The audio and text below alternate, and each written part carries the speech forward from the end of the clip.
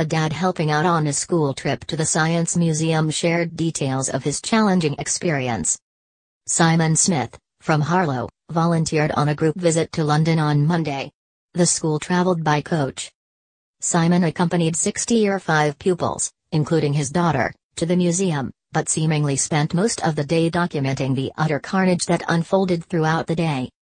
8:47 a.m., the children are all being sent to the toilet before we get on the coach. Apparently none of them need to go, reads one relatable update. We've traveled half a mile. 3 children need the toilet. Not long into Simon's thread, and it is clear he's not well versed in trips to museums with primary school children. It also seems he's not particularly enjoying his adventure.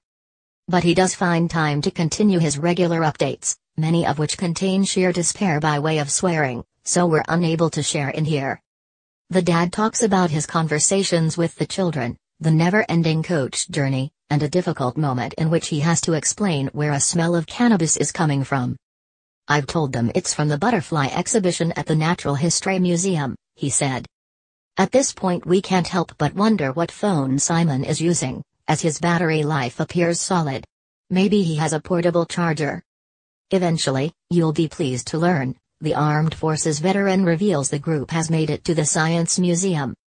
Simon manages to negotiate the Science Museum without allowing any of the kids in his care to die or get lost, for any extended period of time. The year group navigate their way back onto the coach. On it, Simon does not find solace. When his wife, Kim, texts him to see how he's getting on, he compares his experience to a time in the army in which a group of militants tried to blow him up. He actually jokes that the school trip is worse. As are we. Simon ends his escapade by sharing his Science Museum pamphlet and school trip itinerary, which we can't imagine was followed. Thousands of people have been enjoying Simon's experience. Many are rethinking their plans to help out on coming trips, others say Simon has made their year. A lot of people are crying with laughter. Andy Gardner sums up the general view: this thread is hilarious. And well worth 5 minutes of your time. Especially if you have volunteered to help on a school trip. Even more so if you are considering it.